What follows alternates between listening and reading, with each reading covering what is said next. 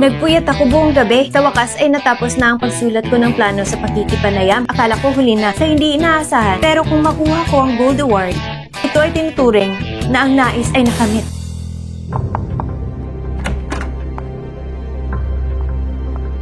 Sino ka ba? Hindi mo ba alam na bawal dito ang mga tagalabas? Isa akong reporter, nagfe-film pa rin si Muyan.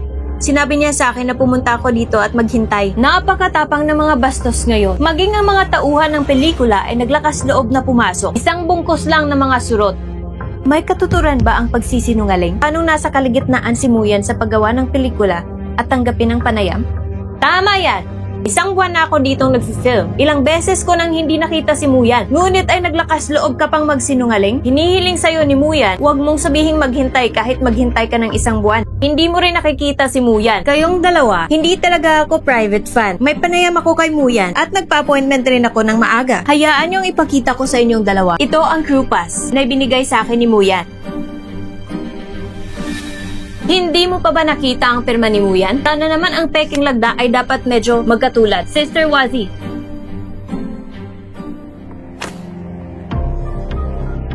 Isang trick na puno ng mga butas. Isa siyang clown. Kayong dalawa, pumunta talaga ako dito para magtrabaho. Nasa parehong lugar ako sa inyong dalawa. Huwag mo na lang gawing big deal yon, okay? At saka, sino ang ignorante? Ang lagda ng artist ay sining. Hindi nyo ba alam? Hindi magagamit ang mga papel na dokumento sa lagda ng artista. Ano ang ugali mo? Alam mo ba kung sino kami? Kayo? Sino kayo? Ako ang fourth female lead sa pelikulang ito. Xiaoya, si Sister Wazi, mas makapangyarihan. Hindi lang child stars, bukod dito, isa rin siyang sikat na artista at bilang pangatlong babaeng lead sa pelikulang ito. Ang nakababatang kapatid na babae ni Muyan. Nagkaroon siya ng maraming eksena kasama si Muyan. Ako rin ang tunay na kapatid ni Muyan. Tingnan ko. Hindi ko alam. Ikaw ay tulad na isang probinsyana. Maging ang probinsyanang ito ay may lakas ng loob na maging bastos sa harap ko. Ngayon, umalis ka kaagad dito. Kaya kong gawin yon para walang mangyari. Lalabas ako? Nandito ako ngayon. Ganap na legal at sino ang magbibigay sa akin ng karapatang lumabas? Ngayon, ikaw, labag yan sa rules. Sister, yung tipong tulad mo ay hindi karapat-dapat sa pelikulang ito. Mas hindi karapat-dapat na maging coaster mo si Muyan. Maraming nagkakagusto sa akin na ganyan. Isang hindi karapat-dapat na pangungusa. Anong magagawa mo sa akin? I see. Huwag kang mag-ingay. Malaki ang output ni Sister Wazi. Karapat-dapat o hindi karapat-dapat, ikaw na magsabi. Okay. Tingnan ko lang, may ibig bang sabihin ang sinasabi ko? Hello? Mula ngayon, harangan niyo itong national sister at maghanap kayo ng tao para alisin siya sa set. Ang pagpapanggap ay totoo. Takot na takot ako. Nasaan yung guard? Palisin mo siya dito ngayon din. Security! May nanggugulo dito! Naglakas loob kang insultuhin si Miss Wazi. Hintayin mo lang ang mangyayari. Sige, maghihintay ako at titingnan natin. Sino ang nangahas na gumawa ng gulo sa mga tauhan ng pelikula? Ito ang self-born fan. Pumasok siya rito. Alisin mo siya dito. Kahit ng isang self-born fan ay nangangahas na pumasok dito at gumawa ng mali. Umalis ka! Hindi ako self-born fan. Ako ay isang reporter para makapanayam si Muyan. Panayam kay Muyan, marunong ka ding magsinungaling. Hindi ka ba natatakot na makulong? Hinihintay mo bang ako mismo ang gagawa nito? Ma'am Wazi, ngayon hihilahin ko siya palabas. Gusto mo gawin ko? Kaya huwag kang umasa maging banayad. Bitawan mo ako! Probinsyana, kung naglakas loob kang guluhin ako, sisirain kita. Sir, sino ang nabigay sa inyo ng pangintulot na hawakan siya? Ayos ka lang ba? Ayos lang ako. Direk mo, sinabi niya sa akin na gawin yun. Nagtatrabaho lang po ako. Paano ko hindi makikinig? Ikaw ba? Paano kung ako? Miyembro ako ng crew ng pelikula. Hindi ako papayag na pumasok dito ang private-born fan. Mukhang hindi lang siya ang kumikilos, pero mahilig din magsinungaling. Hindi mo na kailangan manatili pa rito. Sino ka? Bakit hindi mo ako hinahayang manatili dito? Alam ko na, may tinawagan siya upang magsanib puwersa para lokohin ako. Sinasabi ko, ang trick na ito ay hindi gumagana sa akin. Wazi, hindi lahat ay katulad mo. Ipinapayo ko sa'yo na muling isaalang-alang. Tingnan mo kung saan ka nagkamali. Miss Chichan, bakit hindi ka sumama? Hindi mo sinabi ng maaga? Kung nandito ka at nasaktan o ano, paano ko ito kakayanin? Director, bakit ka nandito? Naglakas loob kang hawakan si Miss Chichan. Sa mundo ng libangan, hindi kita matitiis. Umalis ka sa mga tauhan ng pelikula. Hindi, Director. Director, nagkamali kayo. Siya ang unang nang insulto kay Wazi. At ikaw, Naglakas loob kang magsinungaling sa aking harapan? Umalis ka din sa harap ko! Hindi, Director. Director, patawarin mo sana ako. Director, patawarin mo ako. Ako hindi pwedeng umalis sa crew. Anong silbi niyo sa pagmamakaawa sa akin? Ako kasi, parang bulag ang mata ko. Pakiusap, patawarin mo sana ako. May masama kang katangian. Kasalanan mo ang lahat. Ang aking Chichan ay nag-mature na. Kailangan kong pumunta sa interview. Alis na tayo.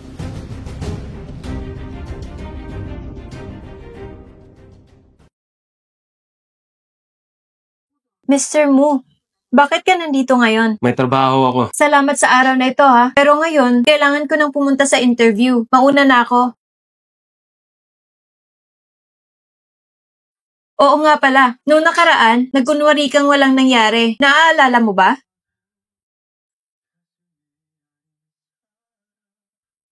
Hindi pa pala mature. Kung ayaw mong ibunyag ang iyong pagkatao, hayaan mo akong protektahan kita.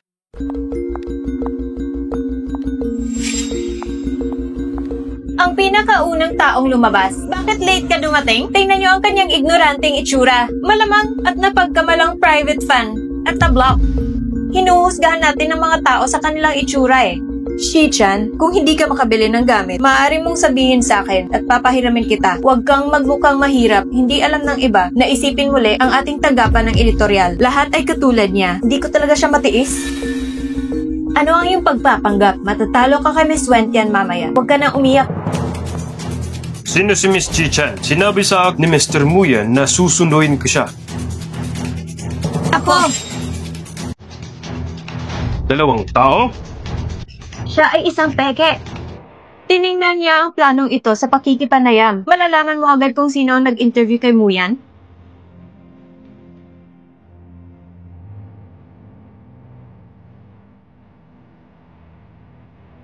Ang babaeng ito. Ito ay si Miss Chicha. Pinili ni Mr. Nongjan.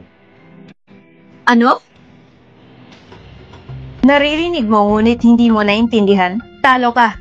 Ako ang mag-i-interview kay Muyan. Ang plano ko sa interview, lahat nakabatay ayon sa gusto ni Muyan. Gusto kong malaman kung saan ang problema. Batay ka, Mr. Muyan? Hindi mo ba alam? Pinakaayon ni Muyan na personal na buhay ang isinusuri. Ang plano ko sa interview, lahat tungkol sa trabaho. Walang tanong tungkol sa personal na buhay. Ipakita mo sa akin.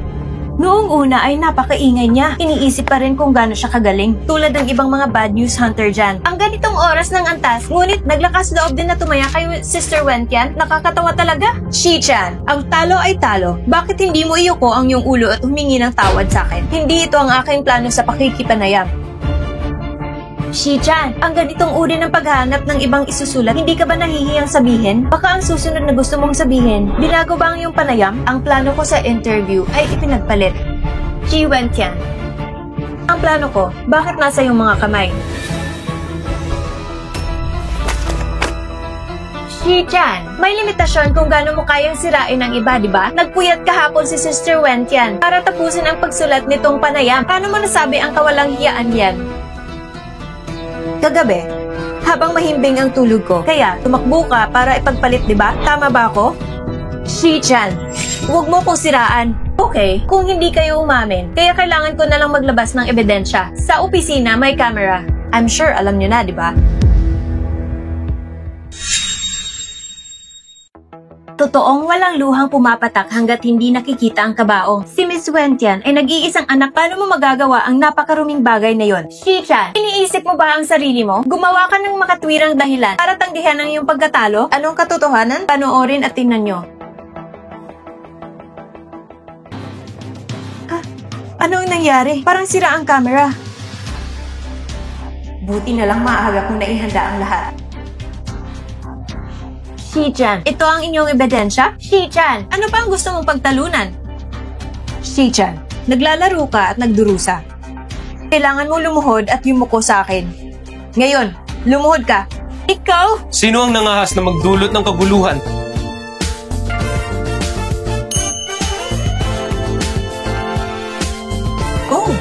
Muyan, bakit ka nandito? Kung hindi ako dumating, paano ko malalaman naglakas loob na magdulot ng kaguluhan sa aking tauhan sa pelikula? Emperor Mu, mali ang pagkakaintindi mo. Hindi namin siya binubuli. She bet herself na luluhod siya kapag natalo siya. Oo, ayaw niya pa ring aminin. Ang ganitong uri na tao ay hindi karapat-dapat sa film crew ni Emperor Mu yan. Dapat itaboy siya.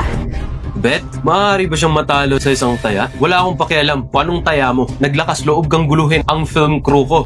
Bumalik ka sa pinangalingan mo. Kung hindi, huwag mo akong sisihin sa pagbuka ng aking bibig para itaboy ka. Tara na. Matagal na kitang hinihintay. Teka lang. Ano?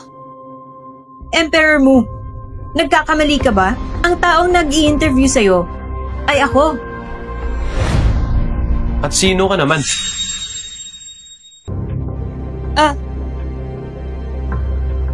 Emperor Mu, nagpustahan kami ni Shichan sa isa't isa kung kaninong plano ang napili pagkatapos ay maaari kang ma-interview.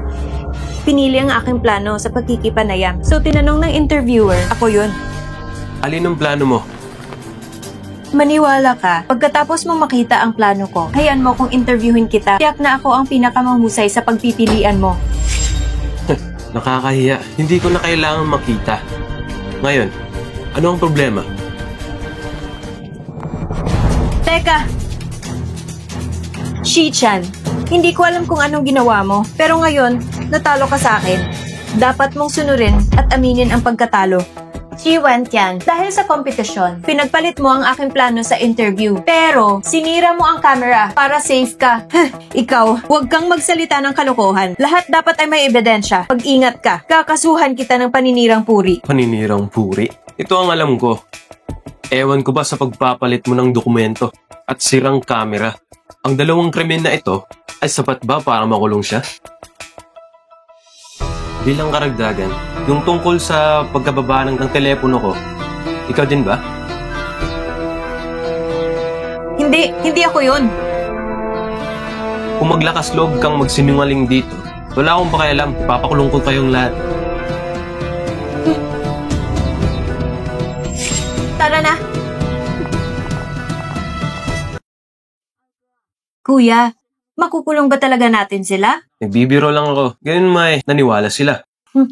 Ikaw talaga? Ay oo, hindi ba itong pinakamabilis na paraan? Magaling ka. Ang panayam na isinulat ko buong gabi, hindi mo man lang tiningnan at itapon mo pa rin na ganyan? Hindi sinasadya. Hindi sinasadya. Tigilan mo ko. Uy, bumalik ka dito sa interview. Anong ginagawa mo? Bakit ka nakatayo dyan? Sobrang sakit? Si Mr. Mu. Bakit bang hindi ka lagi nag-iingat? Kasalanan mo ang lahat. Bigla ka lang kasing huminto eh. Ikaw din, hindi mo pinapansin ng mga anumang bagay sa paligid. Alam ko, okay? Wala nang susunod. Mr. Mu. May mali ba? Walang mali. Malapit na mag-lunch time. Inaanyayahan ko kayo mag-lunch. Tara. Shichan, nagtatrabaho ka sa mahirap na lugar? At gusto mo makuha ang ilang gintong parangal, dapat pumunta ka sa company ni Kuya para magtrabaho. At iyong mga ibang kasamahan, Gusto ko lang umasa sa sarili kong kakayahan. At kung pupunta ako sa kumpanya ni Kuya, hindi ba parang nagpunta ako sa backdoor? ngunit ang iyong kampanya ay masyadong masama. Kahit na gusto mong manalo ng ilang premyo, hindi ka dapat pumunta sa maliit na kumpanya. At iyong mga kasamahan, naglakas loob siyang baguhin ang plano mo. Sabi ko sa'yo, ang ganitong uri ng tao, kapag nahulog sa aking mga kamay, sinisigurado ko talaga. Kuya, tigilan mo ng pagbibiro. Kaya ko tong lutasin ang maliit na problema. Hindi ko hahayaang magdusa ako. Tungkol naman sa pagpapalit niya, kailangan lang ayusin ang camera at maaaring patunayan na ang plano ay isinulat ko. Kung hindi pwedeng ang magparehistro para sa paligsahan. Oo nga. Hanapin mo ang iyong pangatlong kapatid. Mga maliliit na bagay tulad ng pagpapanumbalik ng camera na ito. Nakakakuha lang. Sobrang dali lang yan para sa kanya. Oo, nakalimutan ko pala. Ngayon ay hahanapin ko siya.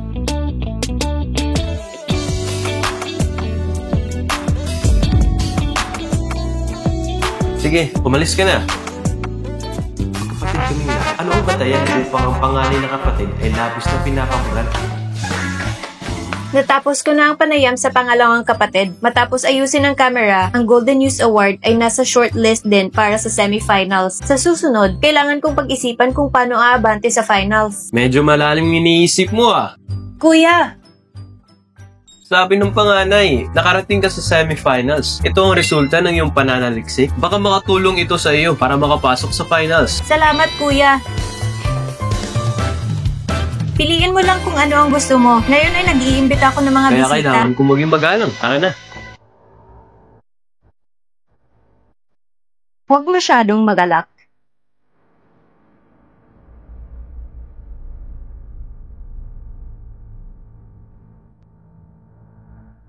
Mayroon akong malaking sorpresa para sa'yo. Hintayin mo lang na masira ang reputasyon mo. Ito ay hindi masama. Hello? Maaari mo ba akong tulungan? Pakilabas nito. Ito po. Napakaganda. Paumanhin. Ito ay isang produkto na dinisenyo ng aming boss para sa mga pagpapakita lamang. Hindi po pwedeng ibenta sa kasamaang palad. Pero ang ganda talaga ng aesthetic ng amo mo. Ang aming boss ay isang underground billionaire. Balita ko pareho siyang gwapo at humble. Pati mga tauhan namin, wala pa akong nakikilalang totoong tao. Chichan, gusto mo ba? Pwede ko bang ibigay sa iyo to kung nagustuhan mo? Namatay talaga ako sa kakatawa. Sinabi ng mga tao na hindi pwedeng ibenta. Gusto pa rin itong mabigyan ng regalo? Hindi ka ba nahihiya? Shi-chan, huwag mong isipin yon. Kung personal mong nakapanayam si Muyan, sasabihin ko sa'yo ngayon. Hindi lang ako ang kwalipikado. At saka, matagumpay pa rin ako nakapasok sa semi-final round ng kompetisyon. Sumang-ayon din sa akin si Mr. Sun. Tutulong siya para makapasok ako sa finals. Basta maging talunan sa mga kamay ko. Shi Wantian, para makapasok sa semi-finals, dapat marunong magsalita ng balita. May tiyak na impluensya. Desidido ka ba? At itong Mr. Sun mo, makakatulong ba talaga siya sa'yo? Pinapayuhan kita na dapat kang maging mas maingat at huwag kang magpaloko. Si Mr. Sun ay isang malaking negosyante na nakapasok sa top 100. Ang pinakamayamang tao sa mundo. Paano niya ako maloloko? Hindi ba, Mr. Sun? Pagkahusay. Mahusay. Mr. Sun, Tama. nakita mo na ba? Nakikita kitang nagsiselos sa akin. Tama yan. Anyway, yung matandang katabi niya, Matandaan na ba ako? Paano ito posible? hindi maaaring parehong gwapo at mayaman tulad ni Mr. Sun. Parehong gwapo at mayaman? Paano mo nasabi ang mga salitang yun? At saka naramdaman ko, negosyanteng nasa top 100 o higit pa. Ito ba ay kapag-pakinabang? Huwag mo nang isipin. Ako din. Kaya mo talagang magpanggap? Hoy, alam mo ba, ang pera ni Mr. Sun ay halaga ng pera para sa isang babaeng tagabayan na tulad niya. Hindi mo ito mahahanap magpakailanman. Bibili ako ng item, yung pinakamahal dito, at bigyan ng magandang tanawin ang ilang probinsyanang tulad mo. Siyempre, bibili ako. Hanggat nagustuhan mo ito, bibilihin natin lahat. Tingnan mo, naghihintay kayong makita kung gaano kayaman ang munting babae ito. Baka hahanap-hanapan ako. Ilagay nyo pinakamahal na bagay para sa akin. Itong pin. Ito ang pinakaklasikong modelo. Parehong lalaki at babae ang maaaring magsuot nito. Nagkakahalaga ng 20 million. Ang ganda rin ng pin na to. Bagay na bagay sa kapatid ko. 20 million? Ito ay hindi isang malaking pangalan. Bakit mahal ang pagbebenta? Hindi kami pamilyar sa tatak. Nakaposisyon kasi ang mga customer namin. Ang aming tatak sa bansa, hindi bababa sa ika-3 na ranggo. Sige, bilhin ito. Balutin mo ito para sa akin. Mr. Sun. Oh, okay. Iswipe. Nakakahiya naman, ma'am. Ang modelong ito, dapat miyembro ng aming tindahan. Ang tanging nakakabili lang. So, membership? Kailangan ko pang kumuha ng membership card? Dapat may level ang mga membership card sa aming tindahan ng higit sa 10 bilyon para magawa ito. 10 bilyon? Bakit hindi ka magnakaw sa bangko? Chi Wentian, bibili ka ba? Ako? O syempre, bibili ako. Mr. Sun, nakita ko agad ito. Bilhin mo naman to para sa akin. Hintayin mong maibalik ng tatay ko ang card ko. At babalikan kita ng pera. At babayaran kita. Kung hindi mo siya anak ng bilyonaryo, tapos kahit yung iba 2 million, ngayon biglang umabot sa 10 bilyon, kaya ko maghanap ng kahit anong klaseng babae. Bagamat ang 10 bilyon ay hindi gaanong kalaki, pero ngayon hindi ko masyadong nadala ang pera ko. O kaya, sa susunod, bibilhin kita. Mr. Sun! Magpakabait ka. Magpakabait ka. Chi Wentian, bibili ka ba? Kung hindi, ako na lang. Yan mo ng pagpapanggap dito. Ito ay milyon-milyon ang halaga. Ano mo ito mababayaran? Akong pakialam, ay ako o hindi. Ang totoo, hindi mo talaga ito mabibili. Membership card na 10 billion? Magkakaroon? Kikita ko, nakalang naglabas ng card para makawala sa aming mga mata. Tingin mong mabuti ang kanyang card. As manlin lang na ang mga kadulad mo. Chichan, kung itong babalutin para sa'yo, ka lang. Ay isang dalagang tagabayan. Isang probinsyana. Nasuri mo bang mabuti ang kanyang card? Aming membership card ay natatanging code. Card ni Miss Chichan ay palaging may number 1. Hindi kami pwedeng magkamali. Wentian, ito ay nasira. Mo ito kayang bayaran. Nagawa mo. Na kitang makalimutan, Chichan. Ngayon ay naglakas loob ka pang makipag-hangout sa mga binata? Niloloko mo ba yung matandang yun? Sa tingin ko, kung wala ang matanda ngayon, paano ka magpapanggap? Ngayon, dapat kitang kunan ng magandang larawan. Para mamaya, baka kung sino pang may gusto sa'yo. Kinukunan mo ba ako? Paano kung kinukunan kita? Natatakot ka ba bang mawala ng mukha? Ngayong araw, bibigyan kita ng magandang litrato, lalaking aso at babaeng aso. Bibigyan kita ng magandang litrato, lalaking aso at babaeng aso. Bigay mo sa akin ng telepono. Tanggalin mo ang video. Chi Wentian, ibigay mo ang telepono. Ano? Natatakot ka ba? Kung natatakot ka, magmakaawa ka lang. Hindi ako natatakot sa mga pagbabanta nyo. Tanggalin ng video. Kung hindi, pagsisisihan mo to. Ibigay mo sa akin yung telepono. Tinatakot mo ba ako? Sa tingin mo, Chi Wentian, ay matatakot ako? Kung gusto mong tanggalin ko ang video, ayos lang. Maging mas matalino ka. Halimbawa, ngayon ay lumuhod ka at humingi ng tawad sa akin. Chi Wentian, hindi ako nagbibiro. Gumagawa ka lang ng gulo. Takot na takot ako? Sobrang curious ako. Kumuha lang ako ng video. Anong problema ngayon? Hindi lang 2 tao ang kinunan ko. Dahil bukod dito, gusto ko ring i-post ito online at ipaalam sa lahat ang tunay na mukha ng mga taong ito. Chichan, hindi bale. Ay babayaran niya ito. Huwag mo lang siyang pansinin. Ipinaalam ko na sa media department. Chichan, hindi ko inaasahan yun na yung boyfriend na pinalaki mo ay kamukha mo, marunong magpanggap. Sinasabi ko sa'yo ngayon lang, hindi lang ako magpo-post at i-upload ko ang video ninyong dalawa. Mag-post din ako ng video ng pagpapalit mo ng damit ang mga lalaki sa internet. Siguro kung nakita nila yung video, ano kayang gagawin nila kasama ang video na to? Palihim mo akong kinuna ng video? Paano mo ako masisisi dito? Ito ay dahil sa iyong kamalayan ay napakahina. Excited na talaga ako para makita kang nasisira. Tapos, yung scene na kailangan mo lumuhod para magmakaawa sa akin. Tingnan natin. Paano kaya magkokomento ang mga tao tungkol sa video? Ha? Yung video na pinost ko lang? Bakit nawala? Yung video na kinuha ko, hindi ko mahanap. Ito ang nangyayari. Huwag ka na mag-aksaya ng anumang oras. Ang mga video na iyon ay ikaw ang may kasalanan. Ikaw ang may kasalanan? Chi Wentian, pinabalaan kita ng maaga. Pero tumanggi kang makinig. Sinasabi ko sa'yo ngayon, ang iyong mga problema ay darating pa. Nasaan si Chi Wentian? Sumama ka sa amin. Sumama ka sa amin. Sino ka ba at bakit kita susundin? Kami ay mula sa Information Security Department. Ang video na kakapost mo lang ay may presensya na isang bagay na nangangailangan ng mahigpit na proteksyon. Nag-post ka rin ng video sa website ng komunidad. Sundan mo ako sa investigasyon. Ano? Nagkakamali ba kayo? Kakarecord lang ng video na ito. Tama. Ngayon lang, kakafilm ko lang ng mag-asawang asong lalaki at babae. Wala talagang proteksyon. Nagkakamali ba kayo? Profesor Mu, mayroon ka pa bang mga kahilingan? Pakiusap, suriin mo buting kanyang telepono. Oo. Profesor Musing ay isang pambansang scientificong profesor ay ang bagay na kailangan protektahan namin. National Research Professor? Paano ito posible? Isang babaeng tagabayan na tulad mo? Alam ko na, nag-iinarte naman kayo, di ba? Malayo na ako sa pagsunod sa inyo. Mr. Sun, tulungan mo ako. Ayokong sumunod sa kanila. Tumahimik ka! Nais mo mamatay ang iyong sarili! Gusto mo ba akong isama? Kailangan kitang patayin! Tama na! Since magkasama kayo, sumama kayo sa amin! Kuya, tama ka. Mamamatay lang ang mga taong matigas ang ulo. Kung ngayon, kung wala siyang sasabihin sa candid film, alam mo ba kung gaanong kaseryoso ito? Yung network firewall na inimbento mo, ipapakita mo lang ang mukha mo at kahit sino ay hindi matagumpay na makapag-post. Ang kalalabasan ay magiging katulad pa rin ng dati. Okay? Huwag ka na magalit ha. Sa susunod, titiyakin kong maligtas ang paligid ko. Ngayon tingnan mo, nakikita ko. Siguradong hindi masama ang iyong mga mata. Itong pin, napakabagay para sa'yo. Wala talaga akong magagawa para sa'yo.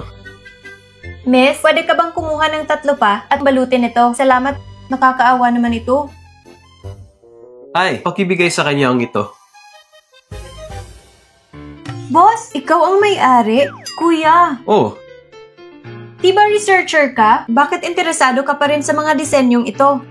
Chichan, nakalimutan mo na ba ang draft na ginawa mo nung bata ka pa? Sabi mo, gusto mong ibigay sa magiging asawa mo, tapos binigay mo agad sa akin. Pumasa ako sa drawing na yun. Talaga? Labanan ng iba pang 3 tao. Wala sa kanila ang mananalo. Buti na lang matalino ako. Tatanungin ko muna si Chichan. Kuya, di ganong kaganda pero may tindahan ka pa ng mga alahas. No wonder na 01 ang code ko dito. Ano pang itinatago mo sa akin? Hindi, wala. Hindi ako maglalakas loob na itago ito sa iyo. Talaga? Simula ngayon, huwag ka nang magpakita sa akin! Malas! Mr. Sun! Mr. Sun! Ganda! Sabay tayong lumanghap ng sariwang hangin? Okay. Kung ibibigay ko ito kay Mr. Mo, hindi ba kakaiba? Anong dapat gawin ng aking magiging asawa ngayon? Pag-isipan ko nga muna ito. Hindi. Pero, malaki ang naitulong sa akin ni Mr. Mo. At paano ang magiging asawa ko? Iyon isang kwentong pambata lamang. Di ko na rin maalala. Siguradong hindi rin niya alam. Kaya, ibibigay ko na lang itong regalo bilang pasasalamat. Tama. Itutuloy ko. Hindi tama. Tila pati ang numero ng telepono. Hindi ko alam. So, paano kami magkakakilala? Napakaraming beses na kami nagkita. Hindi ko nga alam kung ano ang pangalan niya. Shichan. Kahit maliit na impormasyon, hindi mo alam? Bakit ka tuwang-tuwa? Ah? Hello? General Mo? Chichan. Kuya, hindi ka pa ba nakikipagligsahan sa ibang bansa? Walang prinsipyong babaeng ito. Karaniwan, hindi mo ako tinatawag. Ayos lang. Ngayon, ako nang nagkukusang tawagan ka. Bakit parang hindi ka masaya? Sabihin mo, in love ka ba? Hindi. Kuya, huwag kang magsalita ng kalokohan. Buti naman, Chichan. Dapat mong tandaan, ang pamilya nating dalawa, simula pagkabata, nagkaroon na tayo ng marriage contract. Boyfriend mo, dapat isa ito sa aming 4. Sige, kuya. Huwag na nating pag-usapan ito. Hinahanap mo ba ako? Sa susunod na e-sports competition, ito ay gaganapin sa loob ng bansa. Dapat mo akong i-cheer. Kuya, ikaw ay nakakuha ng maraming premyo. Bukod dito, marami kang tagahanga. Alam kong tamad ka. Ngunit sa taong ito, kami ay makikipagkumpetensya sa ngalan ng bansa. Bukod pa rito, ang tema ng iyong pagsulat ng pahayagan, hindi ka pa nakakapagdesisyon. Sumulat ka tungkol sa amin. Tama ka. Tsak na darating ako. Magpapadala ako ng isang tao para sunduin ka. Okay.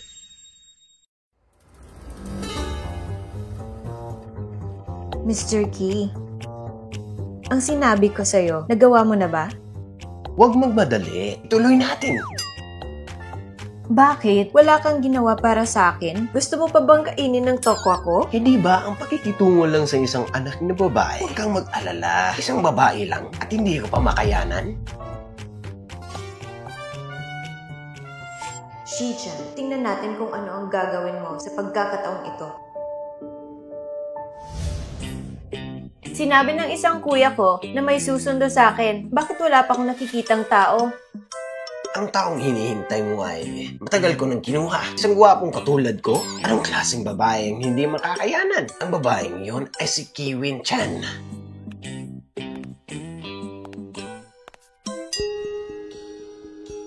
Ikaw ba si Miss Chichan? Sumama ka sa akin.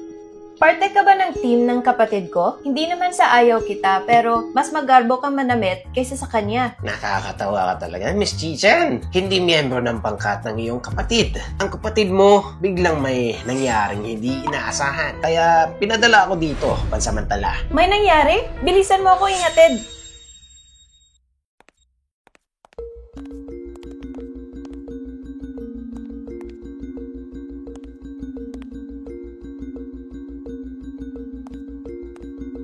Hey, alam mo ba talaga kung nasaan ang kapatid ko? Paano ko malalaman? Ang gusala nito ay may nakaparaming silid. Kagaling ko lang din sa trabaho, kaya hindi ako masyadong pamilyar sa lugar na ito. nandito. Pumasok ka dito. Maghintay ka muna sandali. Sigurado ka ba? Inayos ng kapatid ko ang kwartong ito para sa akin? Hindi, kailangan kong tumawag, tanungin ulit siya. Wag. Kapag ginawa mo yun, papaparusahan ako. Ganito, hintayin mo lang ako ng minuto. Hahanap pagtatanong. Okay. 5 minuto ah. Sapat ng 5 minuto. Sapat na. Hindi, parang may hindi tama. Mas mabuting tumawag muna ako upang itanong ko ulit kay kuya to. Kung walang problema, magsusumamo ako ulit para taong yun. Nag-iisa ba itong maliit na kagandahan dito? Ali dito, hayaan mo akong makipaglaro. Sino ka ba? Sa sikat ng araw. Anong pinaplano nyo? Sa sikat ng araw. Anong pinaplano nyo? Anong gagawin mo? Gusto ko ng babae. Tulungan mo kaming maibsan ng aming kalungkutan. Nabalaan ko kayong maglumapit dito. Kung hindi, sisigaw ako. Kahit sumigaw ka pa, walang makakatulong sa'yo. Tama. Bukod dito, gusto rin namin ng mga batang babae na sumisigaw. Bibigyan kita pera. Kunin nyo na lang ang pera at umalis na kayo. Hindi namin kailangan ng pera. Kailangan namin makipaglaro ka sa amin. Kayong dalawa, ipinadala ba kayo ng taong yon? Hindi namin alam sinong taong tinutukoy mo. Di siya tao ni kuya. Ikaw, mauna ka, basura. Sinisira mo ang mabuting gawa ni Kuya. Kumain ka ng sapat. Dumating na sa puntong ito. Sabay tayong gumawa. Bulok na babae. Naging medyong tapat para sa akin. Iligtas ang aking buhay.